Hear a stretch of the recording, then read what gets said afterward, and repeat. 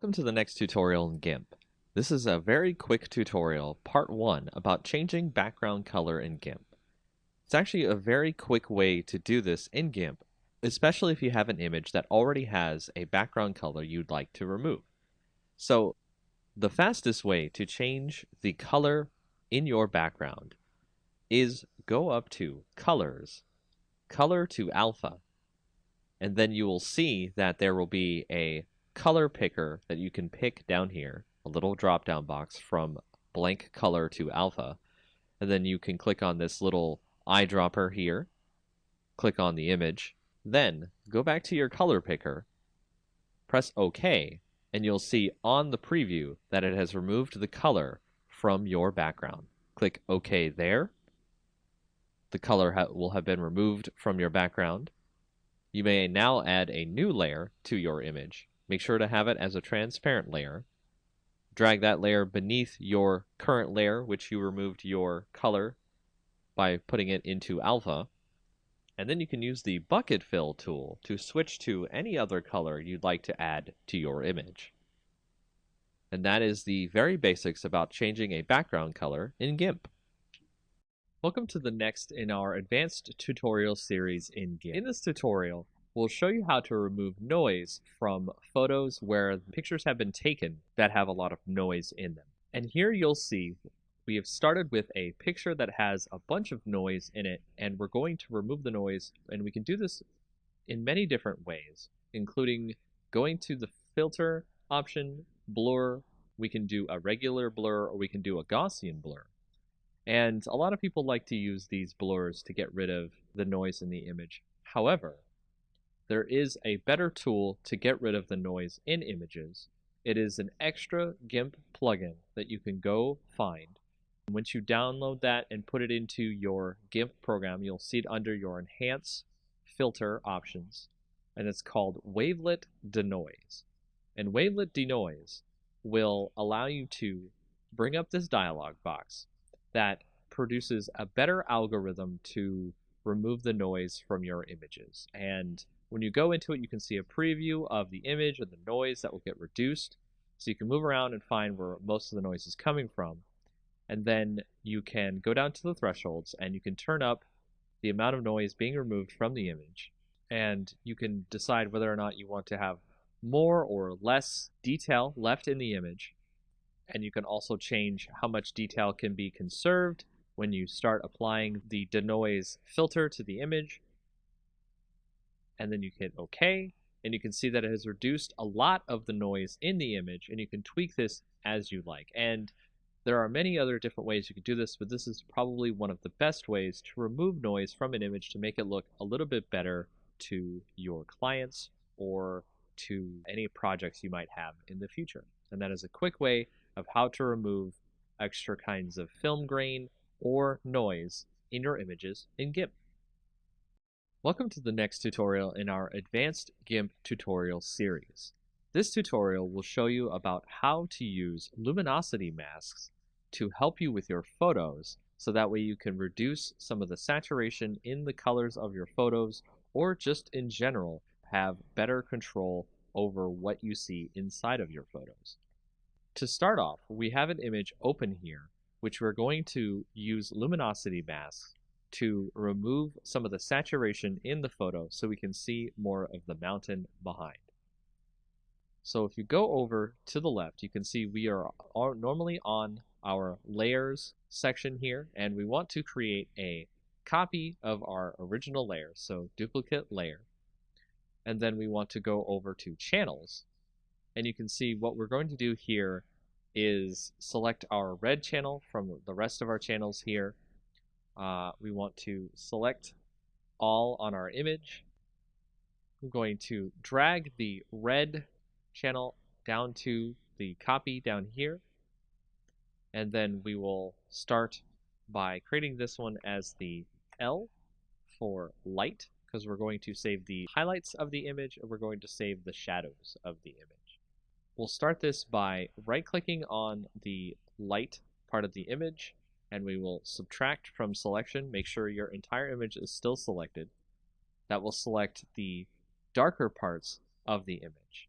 and we will go to Select, Save to Channel. That'll actually save the shadows of the image, so we'll save that as D for dark.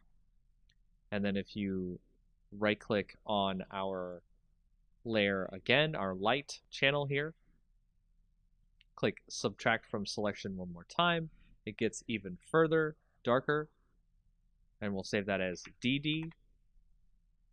And then we'll go back to our lights again, subtract from selection one more time, and we'll save that as DDD.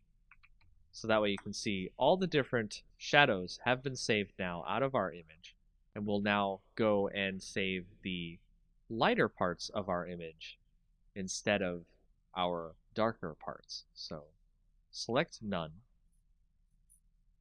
then go to our darker parts of our image, select all,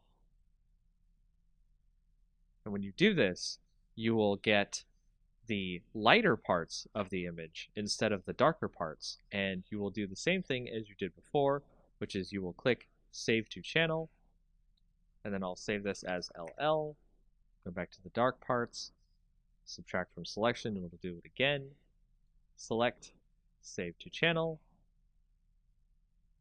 and then we'll save that as LLL. In doing this, you will have created a whole bunch of different channels for your different shadows and highlights in your image, and we'll be using that as a part of our layer masks to create luminosity masks. Now if you go back over to the layers, you can click on your copy, which I'll set here as light mask, and then I'll make another copy of this, which we'll call the dark mask. And then for the light mask, we'll right click and then make sure that your selection is none. So we'll right click on the light mask, click Add Layer Mask. Instead of normally you would make it white, we'll set it to Channel. And you can see under our channel, we actually have all of our different channels here for our shadows and our highlights. So if we go to our light channel, we can add that, and it will actually change it so you can see our light channel removes all of our shadows from the image. And now we're able to edit the image of our luminosity layer by going to Colors and Colorize, making sure that our light mask layer is chosen, not the mask itself. And with the sliders here, you can see I can change the hue of the image to make it a lot better, and the lightness of the image, so that way it can come through without too much saturation going on in the image. And you can compare that to the original image, which you'll see here. Saturation, removed saturation. And there's a lot more things you can do with luminosity masks in GIMP. Welcome to the next in our tutorials about GIMP. In this next tutorial, we'll show you how to create a contrast mask for your image. To create a contrast mask for your image, you've opened a previous image you may have seen on our previous tutorials here. To start with, we will create a duplicate layer of the image. Then on there, we will right-click, click Add Layer Mask, and you want to initialize the layer mask to a grayscale copy of the layer. Then, show the layer mask so we can see what we're looking at. Go over to Colors, Invert, and then you want to also give a filter, Blur, Gaussian Blur. And then set that to about 4 or 5 on the blur radius. Next, go back to your layer mask, click Show Layer Mask to turn it off, and there you can see we have our contrast mask on our layer. Now make sure to set your layer to overlay instead of normal, so that way you can see our contrast on top of our bottom layer in GIMP. And you can change the opacity, so you can change the contrast through this contrast mask in GIMP. And that's all you need to know about making a contrast mask in GIMP. Welcome to the next in our tutorials about GIMP. In this advanced tutorial, we'll show you how to do some tone mapping on the images that you might need to get some extra color or some extra different shadows and cool things that you would like to get on your photos. Starting out, what we'll do is take a picture right here. I've got a picture of a good night scene. We'll go ahead and start is we'll create a duplicate layer of the night scene. And what we need to do is create a special enhancement filter called Advanced Tone Mapping. Now, this doesn't normally come with GIMP, so I recommend that you go find a plugin for Advanced Tone Mapping. It's very easy to find on the internet. GIMP itself has a repository of plugins that you're able to find Advanced Tone Mapping. And once you get that and install it into your GIMP plugin folder, you're going to go into GIMP and use Enhance Advanced Tone Mapping under the filters. Then that will show you a pop-up dialog window that you'll want to switch the copies of the merge layer. You want to make it about 5. Press OK. It'll create a bunch of different colors and make the whole thing look really good. From there, you want to right-click on the layer and click Merge Down. And just merge down until you get one picture, one layer. Next, you'll want to go up to the colors and do levels. And on the levels, you want to switch that to maybe about 94, 93, or 92 on the gamma. Press OK there so we can get that into our picture. The next thing you want to do is create another duplicate layer. And then on that layer, you want to click Colors, Desaturate. And from there, you want to actually have it at lightness. You can do luminosity, you can do average. You can see that it changes the different shades of gray. Well, let's choose lightness, click OK. And then you want to go back over to colors, click invert, and you'll see all the different colors inverted here. Then you want to go to filters, blur, Gaussian blur. And you want to set that blur to about, I think I want to do 20. 20 here seems fine. So now to blur the whole image, what we're going to do with this blurred image is we're going to switch the mode on the top layer here to overlay. And now you'll see it has overlaid onto our image down below. And you want to tweak this by using the opacity bar over here on the right. So we're going to set that to about 48, and then we will merge the layers down, and now you can see we have our new image that shows the different tone maps of color that are in our night sky image. And that's how you get some tone maps in your GIMP program. Welcome to the next in our tutorial series about GIMP. In this next tutorial, we'll go over a quick way how to do a coloring of a sketch that you might scan in or you have received on the internet. And it's really easy to start coloring in GIMP. To start, we'll go ahead and have our sketch open, as you can see right here. And we will go ahead and add a new layer above that sketch. So we'll go ahead and make that a transparent layer. And we will also make sure that that layer is set to multiply instead of normal. Because if it is set to normal, you'll just draw the color over the sketch beneath that layer. But with multiply, it actually adds the color over the layer, but in a way so that the previous layer on the bottom shows through. So if you see right here, we've set our color to something that's a little bit more skin toned. Make sure to do that as well. Hit OK. And then we will start coloring in over top our sketch. And you can see just by coloring in here with the color that we picked, a nice skin tone color, we can start to get the sketch to look more like something that is 3D or an actual colored in sketch. Now this is a part of the longer process here, is to color in all the parts you need. So I'm going to do just a really quick once over so that way it doesn't take too long and you can see the effects, but also we're not too worried about it being too messy. So as you can see there, I've colored in her face on this sketch. What we can also do is switch a little bit to the burn tool. We'll switch to the dodge and burn tool, then we'll switch to burn down here at the bottom on the options, so that way we can put in some shadows in the image where we think where the shadows are. And we can make sure to change your size of your brush. You can use that using the bracket keys on your keyboard. Left bracket, right bracket changes the size of your brush.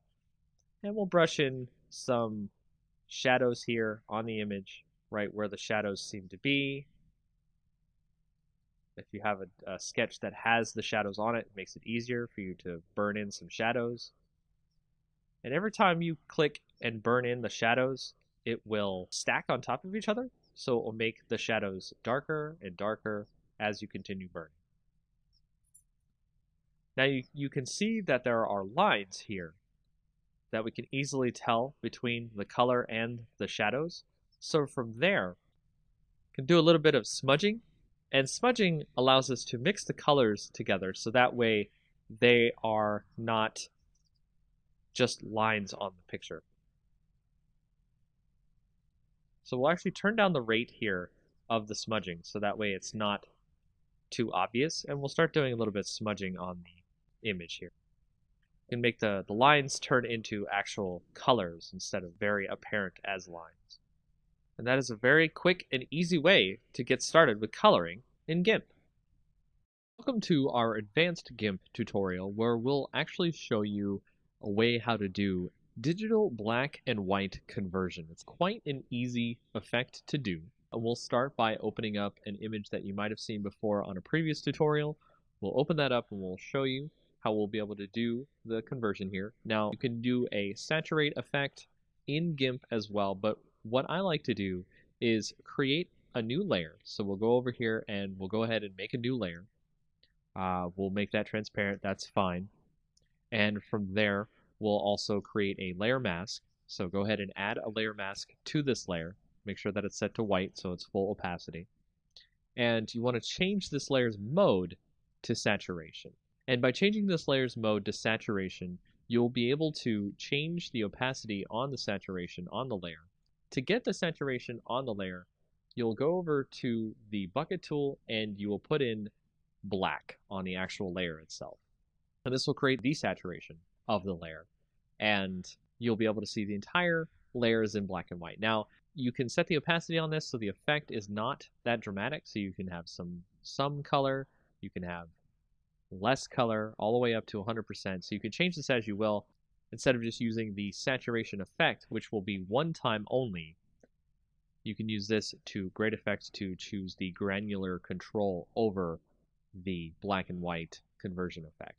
Now what you can also do is with this and having the mask, you can go to the original layer itself, use the scissors tool, and you can pick out parts of the image you want to have in color itself. So if you see here, I have picked out some of the glasses to be in color, and the scissors tool is one of the best tools for this as it tries to find the edges of the glasses on our background layer here. And of course you could drag each point to make sure it tries to find all of the different parts of the glasses, and then we'll go ahead and click inside to select it. And if we do that and then go back to our layer mask for our saturation layer, we can go in there and we can select the brush tool, make sure it's set to black because we're going to be painting on the layer mask so we can make the color shine through. And you can just start painting in those glasses there and make those glasses show up in actual color compared to the rest of the image. And that's just a very quick way of how to do digital black and white conversion in GIMP. Welcome to the next tutorial in our Photoshop series. We're going to go over a way to create a quick lomography effect. And a lomography effect is a type of effect that you might see on Instagram photos or other types of photos that make it look kind of a hipster-like or retro look. Now, it's very easy to create this look. It's actually extremely fast to create this look in Photoshop. All you have to do is open up a photo. You can see, for example, I have a photo right here. you want to go to Layer, New Adjustment Layer, and Curves. And we're going to make a new Curves layer here. Now I'm going to make the Curves layer called the Lomography effect, which we'll go ahead and type that in. And you can see we've got a nice little layer that goes over our background. It also has its own layer, so that way we won't have to worry about making the effect on the image and not having it affect the image permanently. So the way we start this effect is we go through and check out the curves. So we've got the histogram here, and we want to start out by actually putting a point here and dragging it down a little bit, which you see will actually drag down some of the shadows in the image. And then you want to put a little point up here and drag that one up, which will actually drag in some more of the light into the image. Then we'll go into the red, and we'll actually put a little point there, drag that down a little bit so we can get some more in there. But we actually want to drag the shadows up a little bit so we can get some more darkness depth to the image. We also want to drag up the end here as well and go to the green and do the same thing. Drag up a little bit there, drag down a little bit at the top. And then when we get to the blue, we'll actually do this a little bit different. I actually want to drag up on the previous one, and we actually want to drag down at the top here, which will actually add a lot of different blues to the image there. So if we go back to the original RGB, we can actually pull up the shadows a bit because we want to create that kind of soft tone in the shadows as well. And by doing that, that allows us to create a great lomography effect. It's actually kind of overdone here. It's a little bit too much on the image. So if we go to the opacity, and when you turn the opacity down to maybe about like 50, 55, you can see that it has put itself over the image, and you can see a nice effect on your image that gives it kind of a hipster or retro look. And you can turn on and off the layer to see the difference in the image as we put the Lomo effect on. And that's pretty much it for this tutorial. In our next tutorial for Photoshop, let's create a great lens flare effect for our photos. Of course, you could use the lens flare effect in Photoshop, but it usually comes out pretty cheaply made and poorly well done. We'll go make our own effect and have it look great and professional. So we'll take our image of a sunset in the back here and add a new layer to the scene. Then we'll take a brush and make sure the hardness is set to 0, the size to about 300, and then we'll change the color of our brush to white. Next we'll paint a spot, and then zoom in to the brush effect on our image. We'll add some noise to our effect using Filter, Noise, Add Noise. Use about 3.5% of noise. Make sure it's uniform and monochromatic. And hit OK.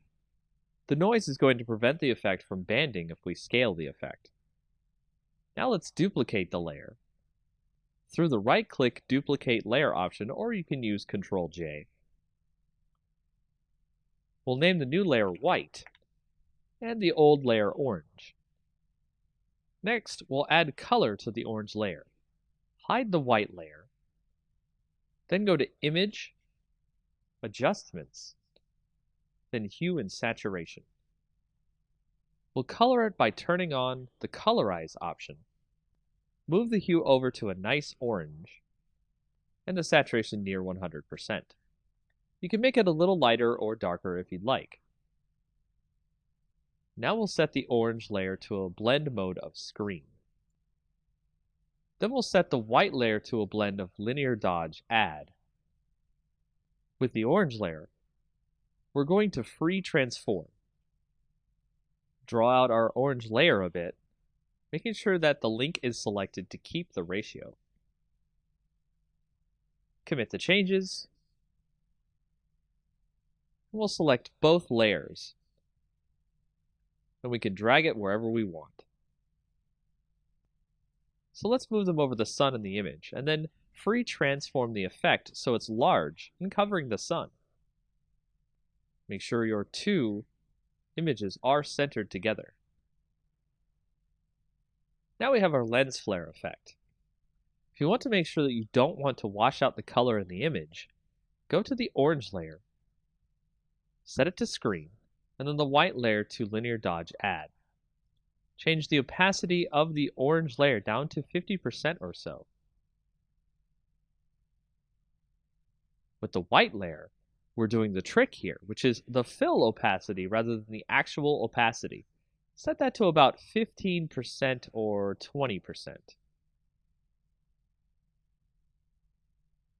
You can play with the opacity and fill layer here, and also do some transforming and stretching the lens flare effect to hit more parts of the photo. This is a very quick and easy way to generate a lens flare that you have full control over the way it looks on your image. Welcome to our next Photoshop tutorial. This time we'll be doing a great fire text effect. This can create a great illusion of text that looks like it's either made of fire or on fire. We've already started with a great fire effect image we'll use later in the tutorial. We'll proceed by opening a new file, making the height 1280 and the width 720. Change the background to black by using the Paint Bucket tool, and make sure the foreground color is black. Use the Text tool next, and a great tall font. I'll type the word fire here so we can see the effect on it later. Let's go to the blending options on our layer and add an outer glow. Change the color in the box here to F70300, then hit OK. Select the satin blending next and change that color to 872D0F, and hit OK as well. Change the opacity on the satin effect to 100%. Change the distance to 10 pixels, then hit OK. Now select Inner Glow. Change the blend mode to color dodge here. Next, change the color to E5C23B, then hit OK. Change the opacity to 100%, the size to 10 pixels, then hit OK. Now we're done with our text, so hit right-click on the text layer and rasterize our type. Now we're going to fade out the top of our fire text. So use the eraser tool and set the brush to 250 pixels with 0 hardness. Erase some of the text as you see here.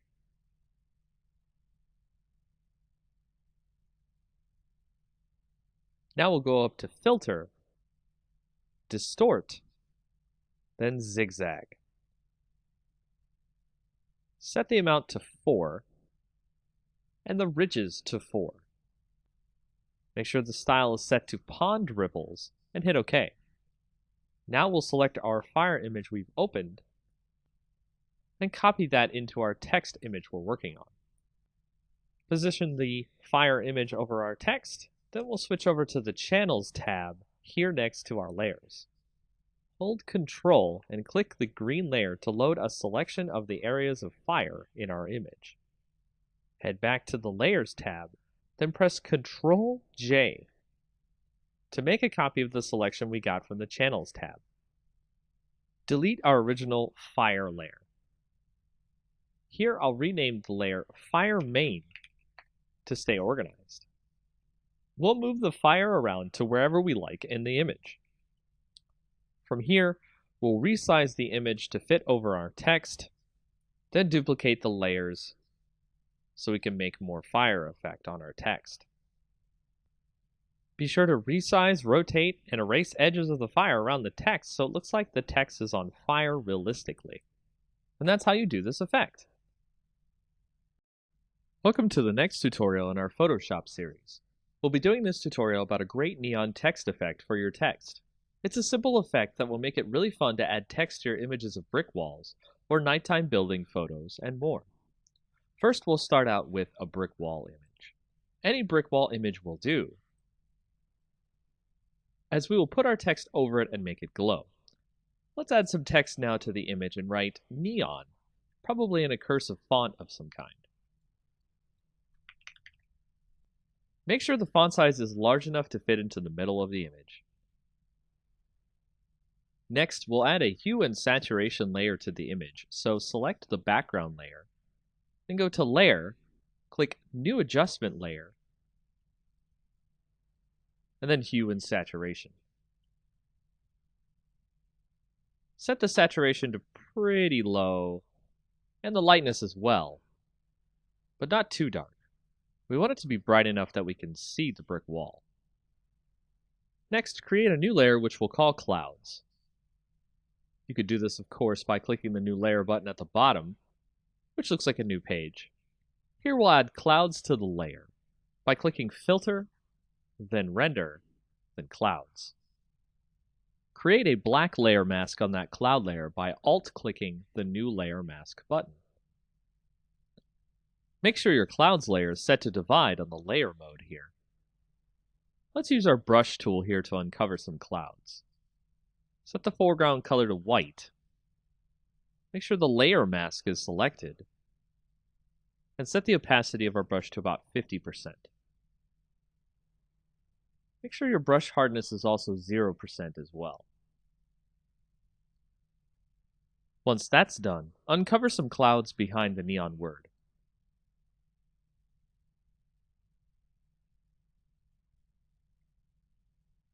Next, we'll start working on our text. Make sure to change the font of the text to something blue if it isn't already. And go into the layer blending modes. We'll add a bevel and emboss effect to the text, making sure the style is inner bevel. The technique is smooth, the depth 185, the direction up, the size 3, and the soften 16. We'll also add an inner shadow effect, where the blend mode is multiply, the opacity 40%, the distance 5, the choke 0, and the size 5. Then we'll add an inner glow effect, where the mode is screen, the opacity 75, the noise 0, the choke 0, and the size 8. Make sure to make the technique here source center. Then hit OK. Create a duplicate layer of that text. Put it below the top layer of text, then convert it to a smart object. Add a Gaussian filter using the Filter dropdown, Blur, then Gaussian Blur. Set the radius to about 11 pixels. Now we'll create the wire that the neon sign is connected to the wall by creating a new layer above the clouds layer. Set your brush first to one with a full hardness, then about 13 pixels in width.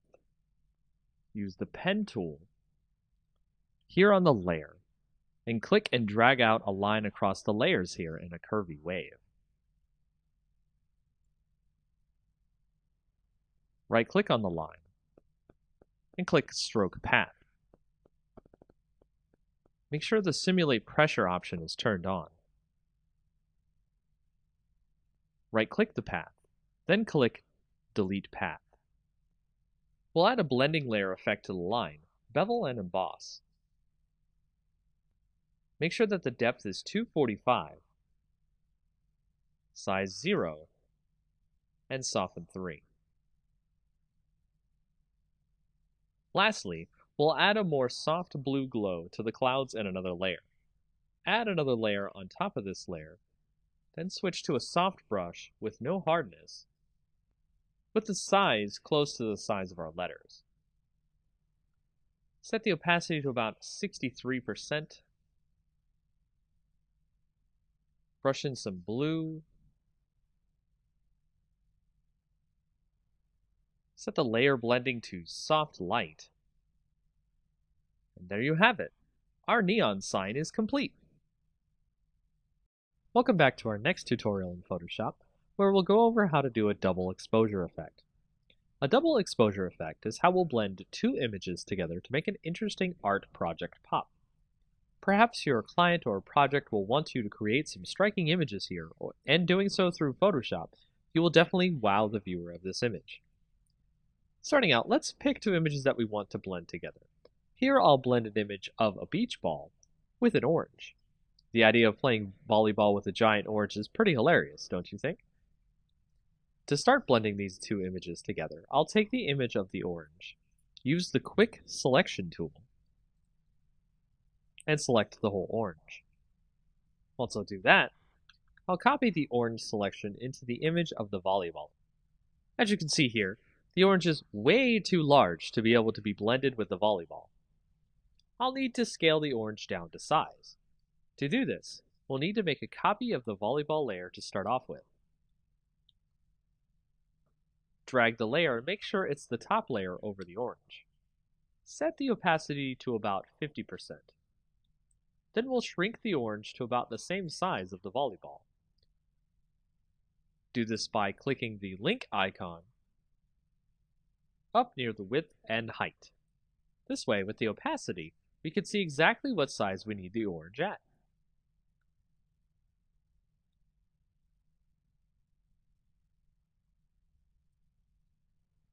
Apply the transformation when done. Next, we'll create a layer mask by clicking on the orange. Control-click the image to select all. Then move to the volleyball layer and click the New Mask button at the bottom. Once we have that mask, we'll make a copy of the orange layer and then make a black mask of that layer by holding the Alt key and clicking New Mask. Using the Quick Selection tool, we can select the parts of the volleyball we want to erase.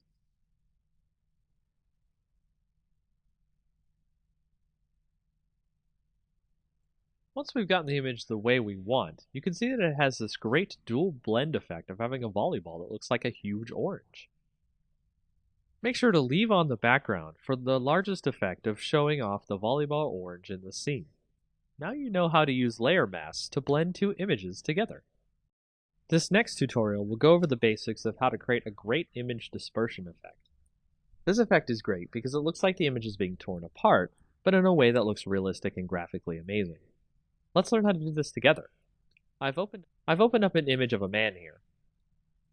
First, I'll start by creating a duplicate layer of the man in the background. Then I'll lasso over the man in the background layer.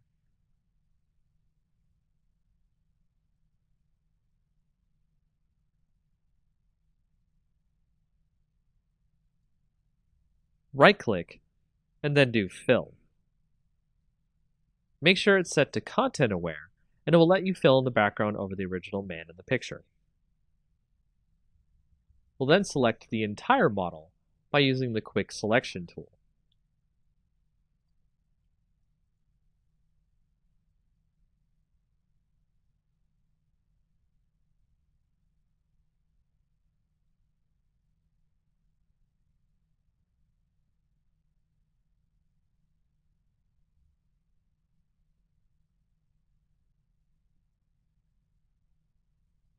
From here, depending on your Photoshop client, you can use Refine Edge or Select and Mask and give more of a refined edge to the hair on the model, so we can pick up individual hairs and outlines. Before clicking OK on the Refine Edge, let's output the selection to a layer mask.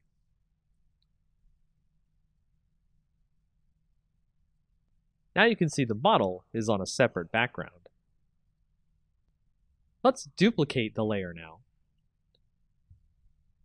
Then apply the mask we made from the previous layer. I'll rename this layer to the dispersion effect. Then I'll make a duplicate of this layer and rename it to man. Now I'll select the dispersion layer, then select Filter, then Liquify. Next, I'll warp the model using the Forward Warp tool so we can make sure we can have a nice canvas for our effect later. This will determine the size of the dispersion effect. Take your time with the liquify, then when you think you're done, hit OK. Now we'll make another mask, which we'll do by hitting Alt before clicking the new mask button, the little circle and a rectangle, so we fill the mask with black. This way, our dispersion effect is hidden until we need it.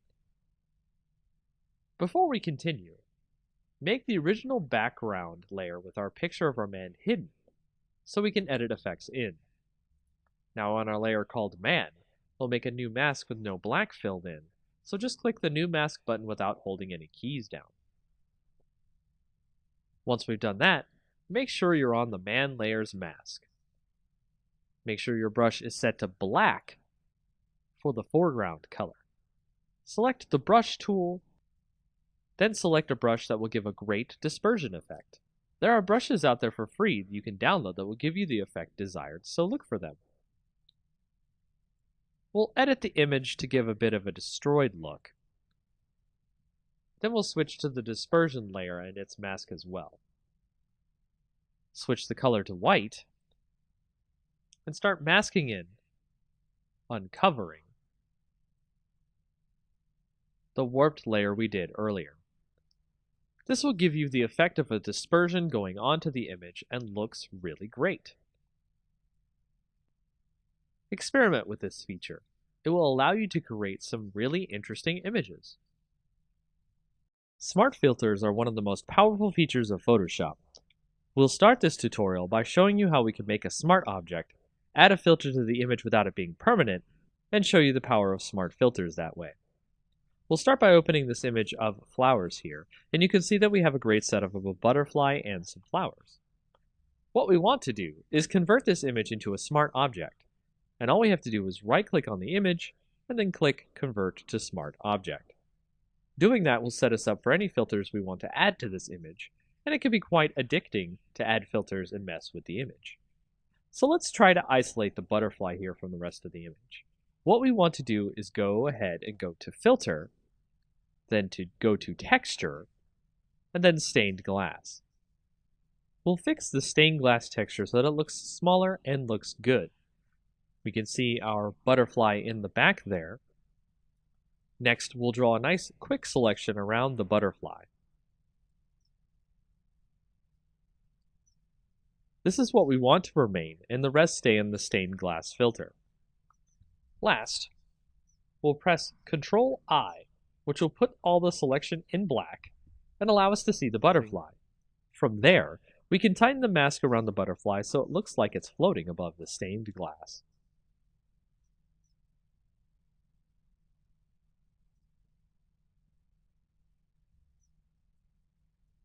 And that's just the basics with what you can do with smart filters.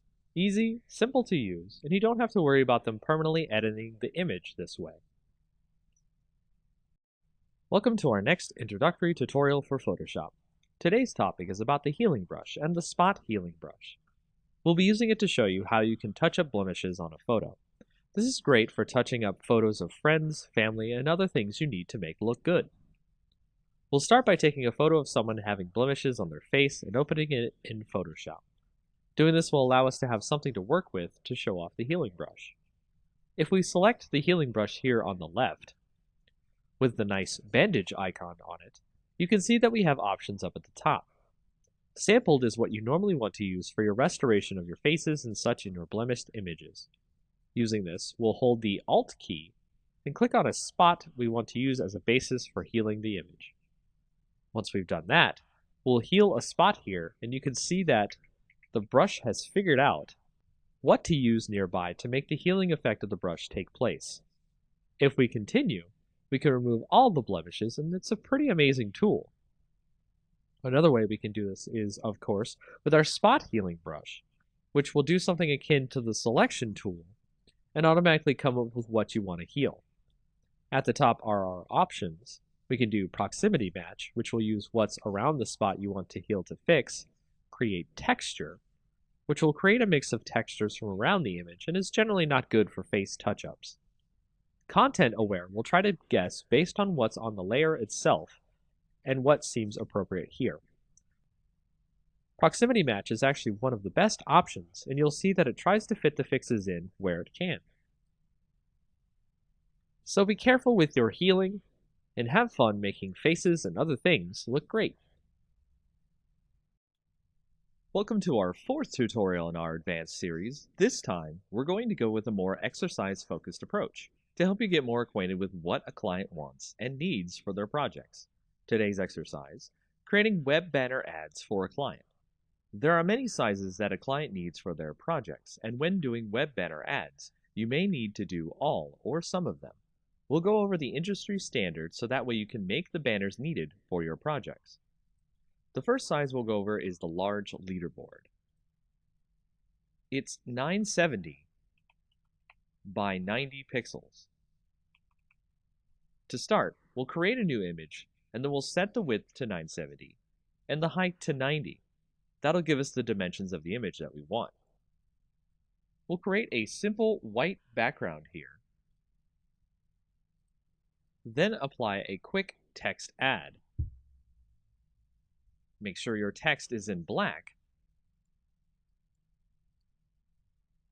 so it shows up on the background. Write 10 apples for $3.99. To center the text on the banner, go to Select All, then hit the Center Layer option just below the main menu here. From there, add an image of an apple.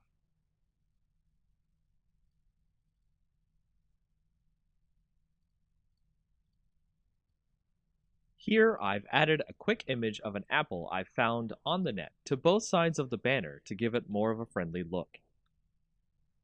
And if we were to be finished here, this would be the first type of ad we would have to create for our client. Next, let's create a half-page ad, which is a 300 pixel by 600 pixel version. First, save our image as a PSD.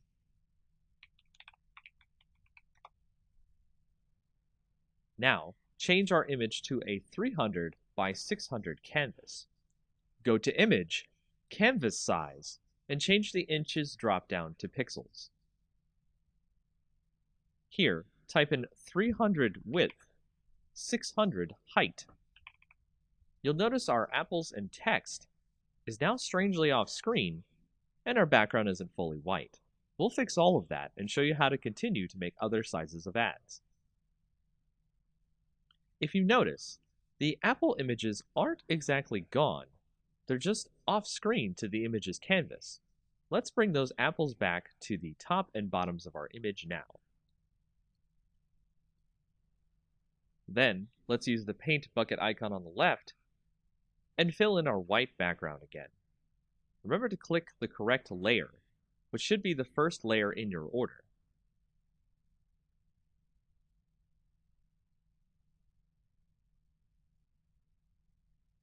If it helps, name your layers so that you can remember which is which. Now that we have our white background again, what about our text?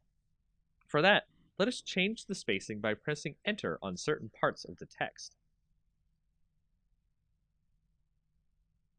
Here at Apples should do it. Move the text onto the canvas.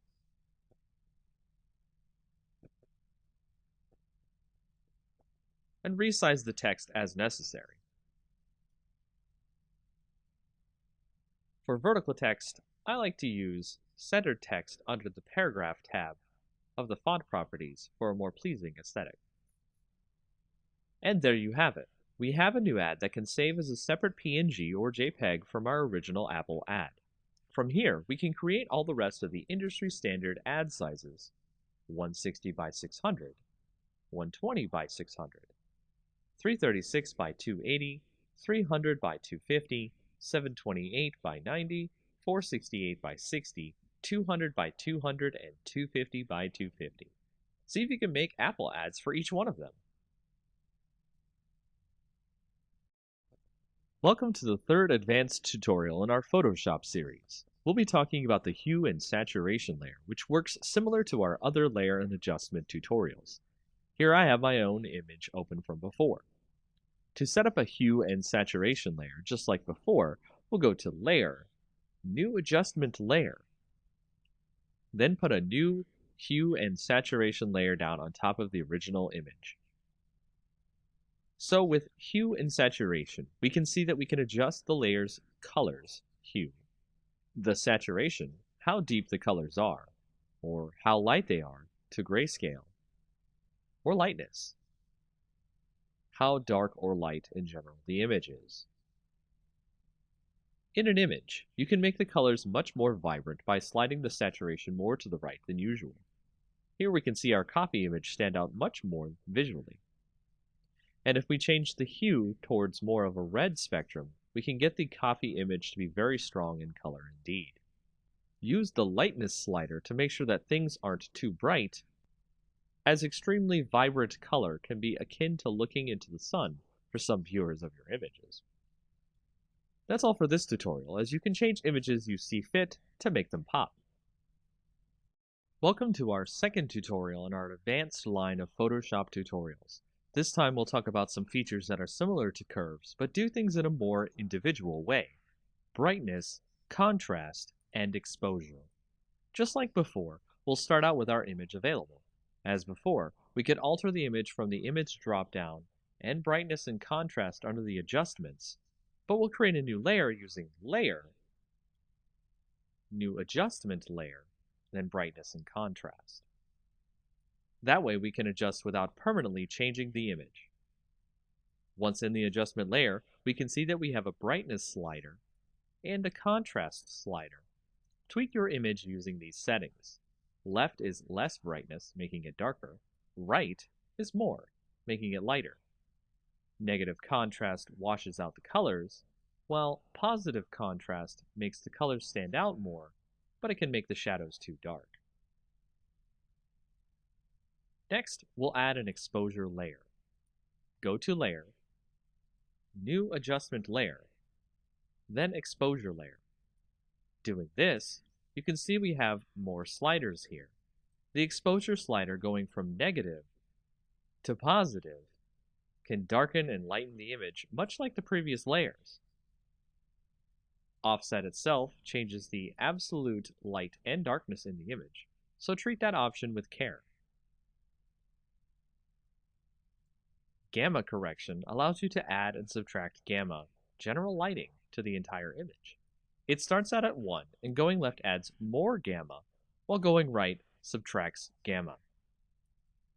Using all these options allows you to tweak the image as you see fit, so you can make best use of lighting to get the image you want right for your projects. Welcome to our first and a more advanced series of Photoshop tutorials.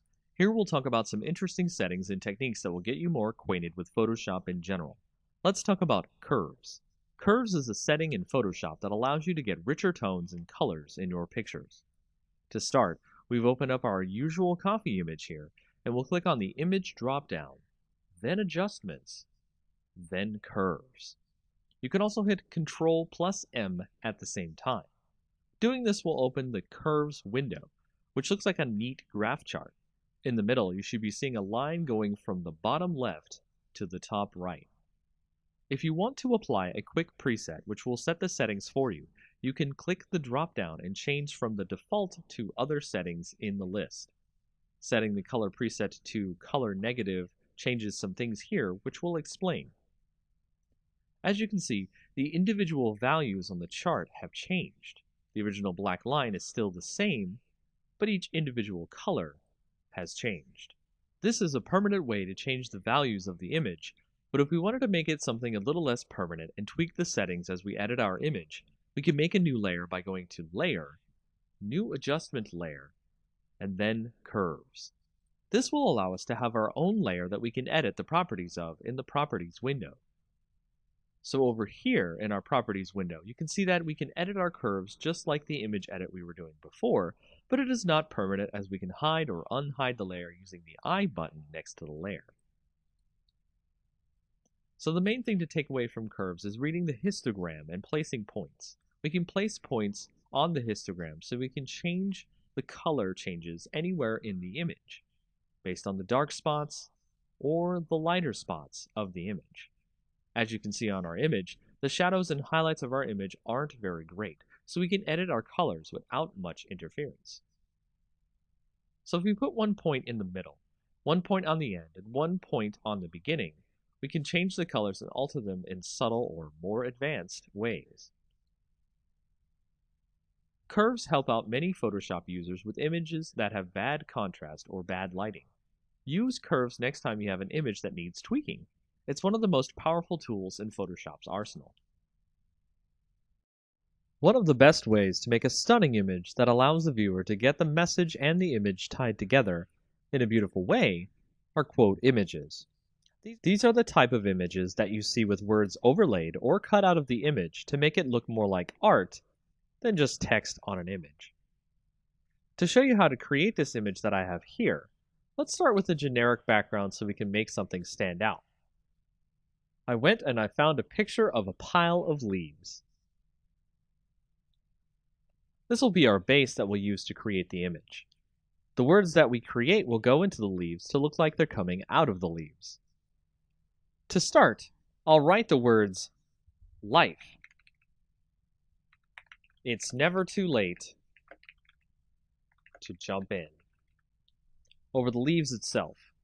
Doing so creates the usual text over image effect, which is fine on its own, but we want to make the words look as if they're underneath the leaves or coming out of the leaves.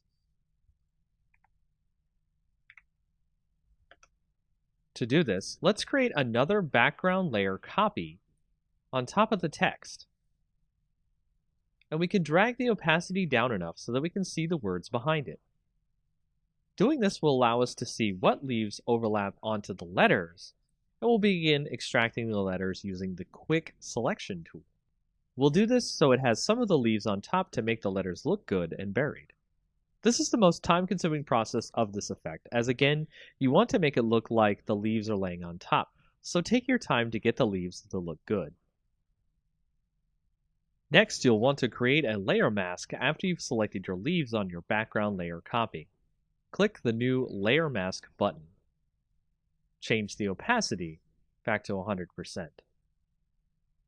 Next, you'll want to add a drop shadow to your top background layer, so the leaves create a kind of 3D effect on your letters. The last effect we'll make here that makes the letters look like they were placed there instead of just added to the image is a texture that looks like rough paper or stone. Do this through the Pattern Overlay effect.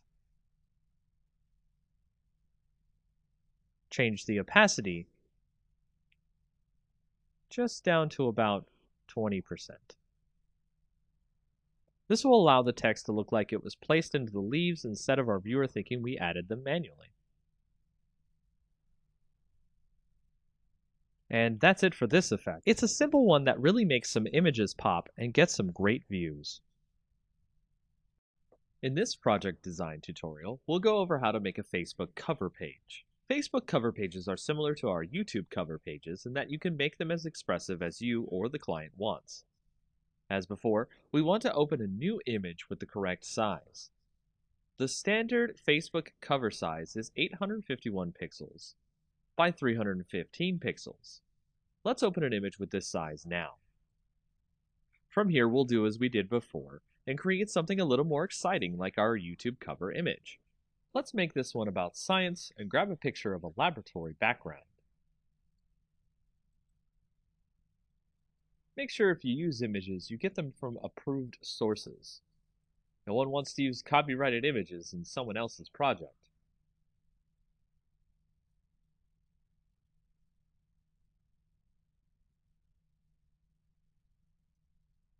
Here we'll add some text, as well as maybe some other social media URLs in our image to give the impression that the page is outside of Facebook as well.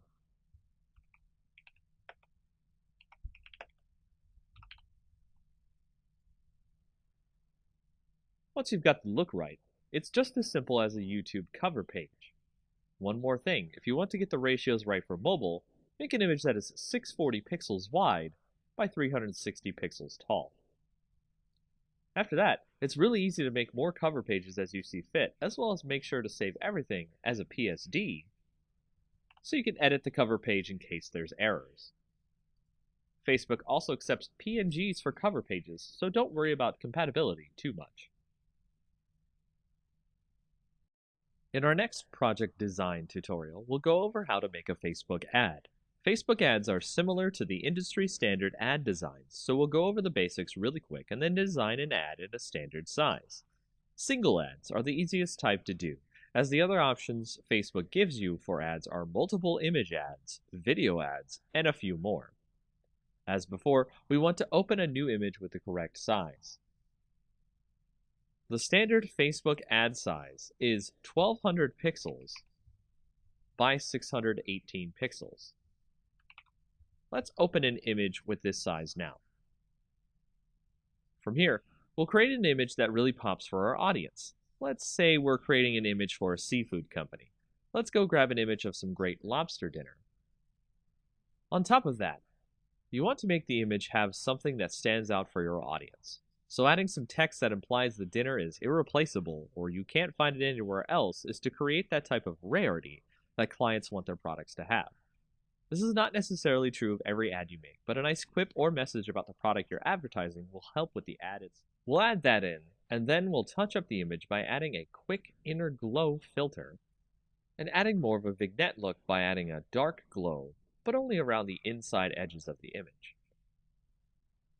After that, you're done and ready to continue making more ads for Facebook pages. These are the ads you typically will see in Facebook feeds. For our next project design tutorial, we'll work on creating some great YouTube channel art for yourself or for any clients using Photoshop. Let's get started with the correct size for YouTube channel art. Open a new file, and then set the width to 2560 and the height to 1440. As you start off here, you can see there's a lot of space for you to create some good channel art. What I recommend here is starting out with the theme of your channel or your clients. Is it a science channel? Is it a space theme? You'll need a good background here to show off the tone and mood of the channel in question. Let's assume space is the theme here. I've gone and grabbed a freebie space background here and imported it into the image. With this, we can have a nice canvas of art to build the YouTube's mood and image from. Our imaginary space YouTube is called Deep Cosmos. So let's create a great text effect to show off the name of the channel. First, create your text. Make it large enough to be visible.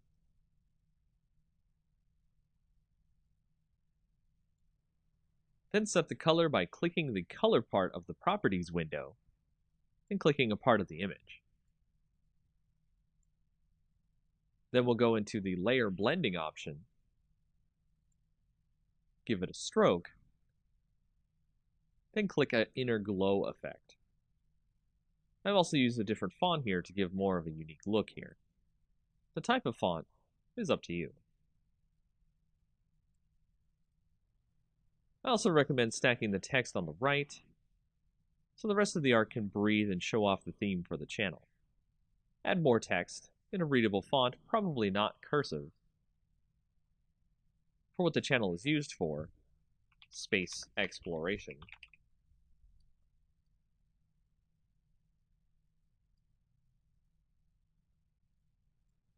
Any extra social media links.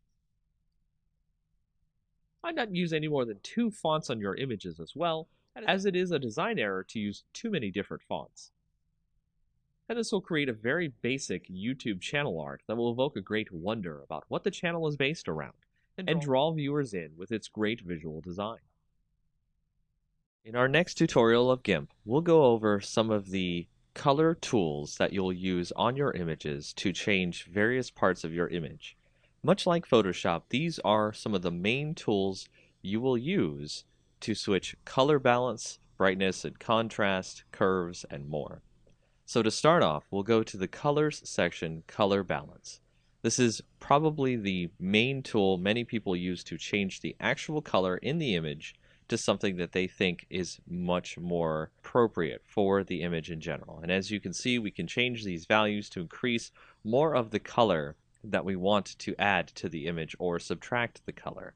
And we can change the shadows, the midtones, and the highlights of the image.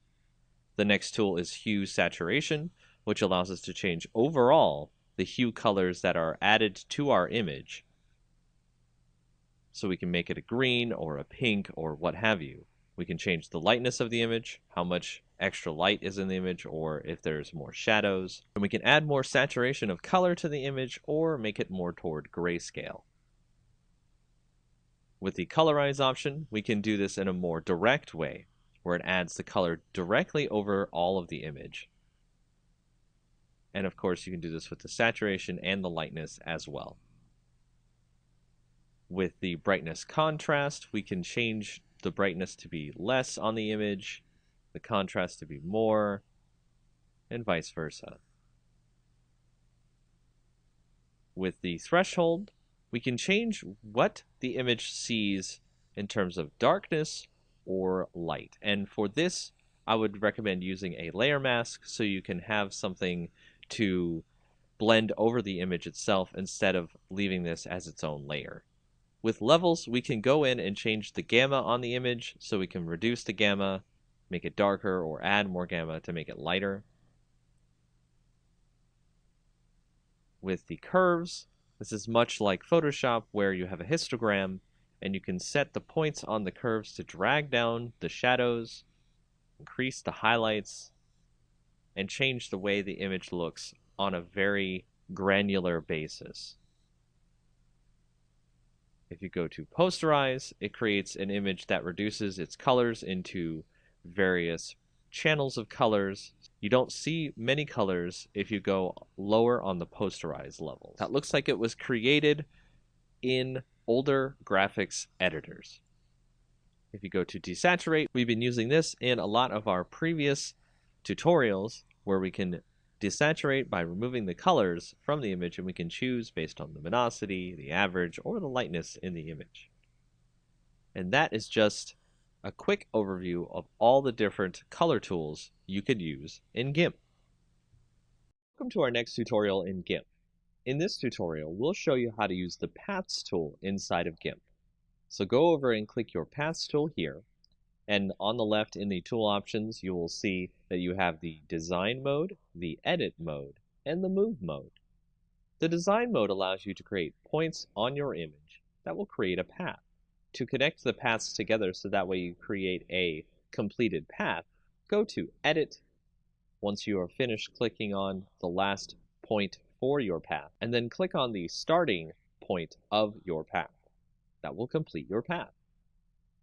From there, you can move the path if you need to, and you can start doing a selection from the path or stroke the path if you need to.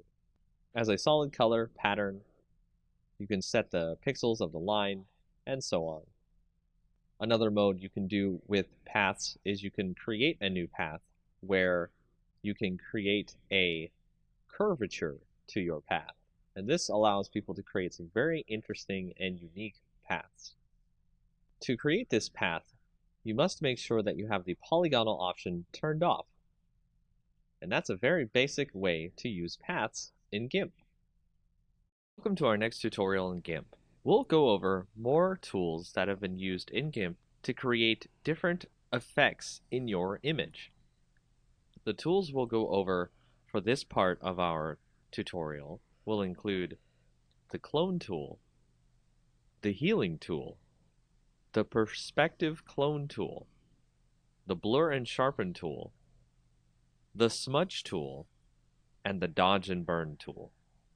Starting out with the clone tool, if you go to our image that you see here, it will not let you do anything with the brush until you hold down Control, click a source on the image, and then it'll use that source when you decide to paint on your image, thus duplicating the image as you paint over it.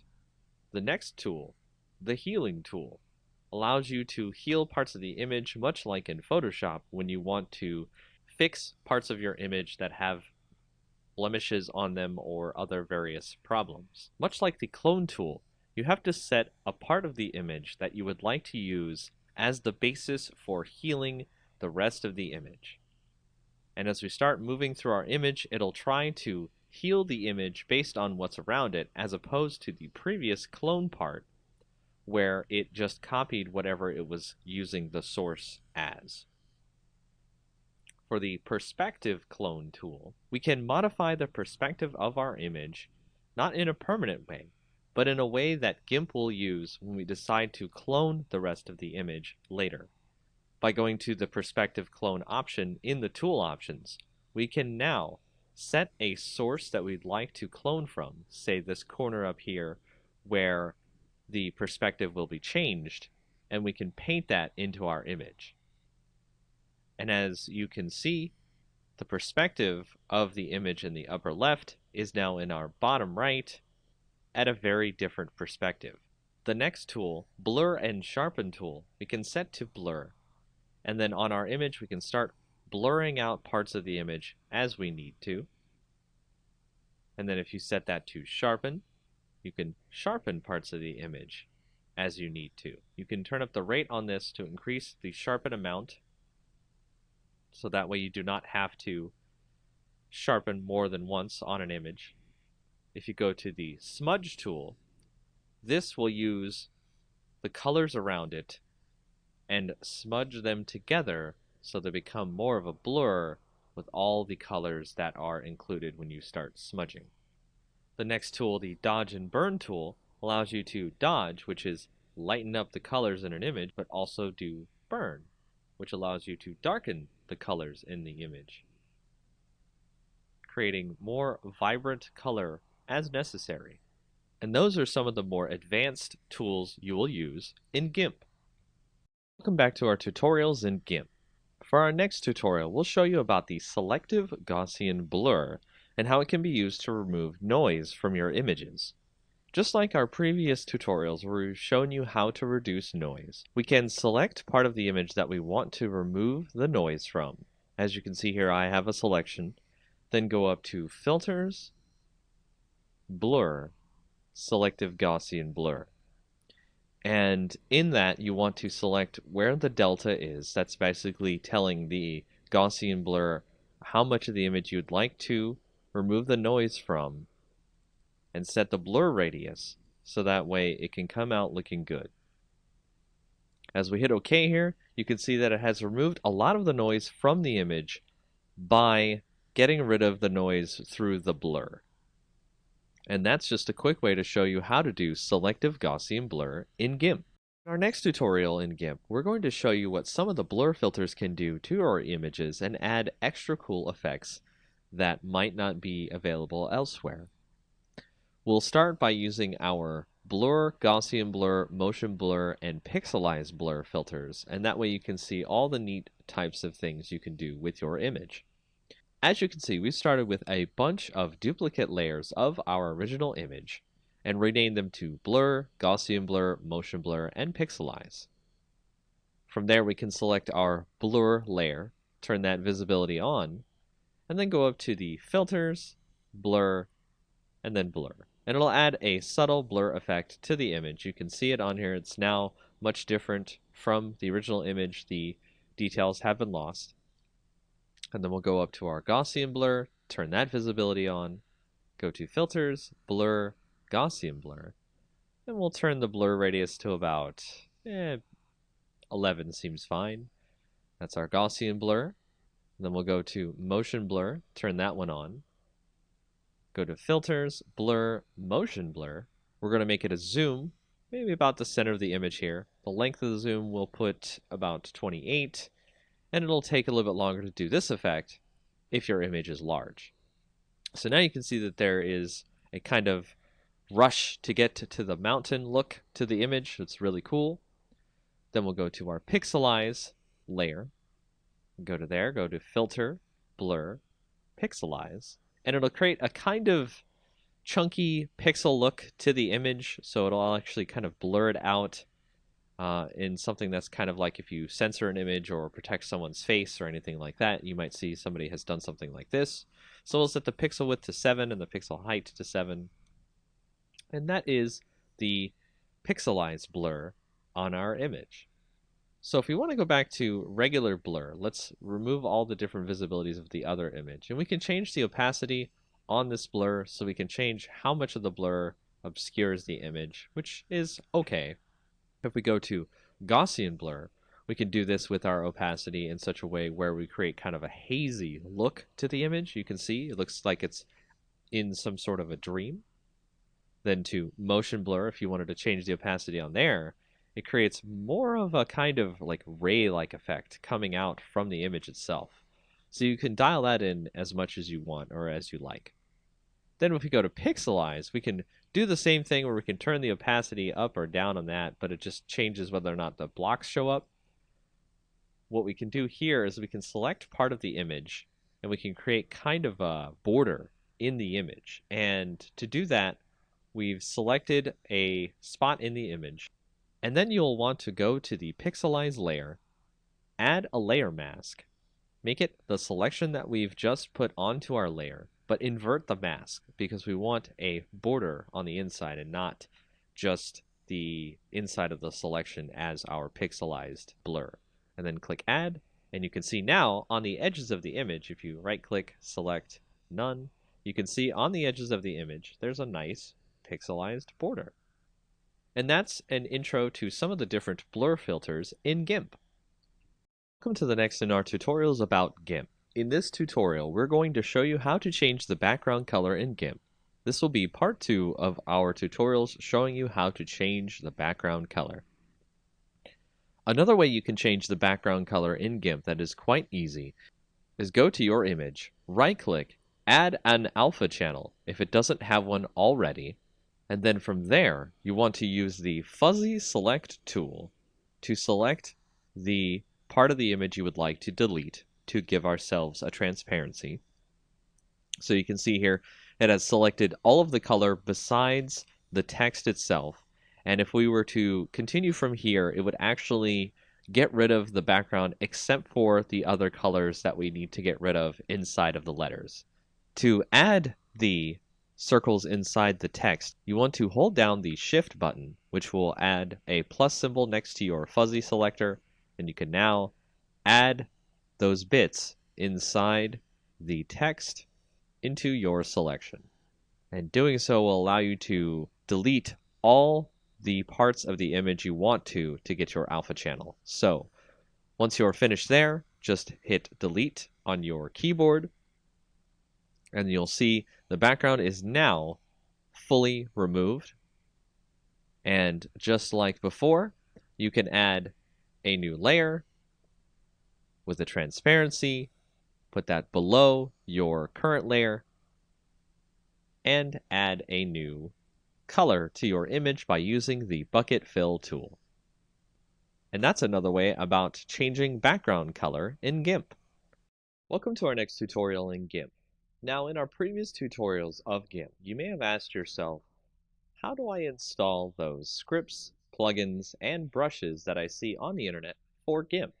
For example, we actually had a filter earlier that we used called the Advanced Tone Mapping, and we actually had to install that into our GIMP plugins folder, and the wavelet denoise we also had to install. So how do you do that? Well, once you find the plugin of your choice, for example, when we had to get wavelet denoise, you can go into your folders for GIMP, usually under Program Files, GIMP 2, and then you'll see the different folders you have for GIMP. If you go into the lib folder, then go into GIMP, then go to 2.0 or whatever the version is, you will find the plugins folder. And this is the folder you will want to bring any plugins that are exe files that GIMP uses as extra plugins for its program. As you can see here, the wavelet denoise program is where we put that plugin.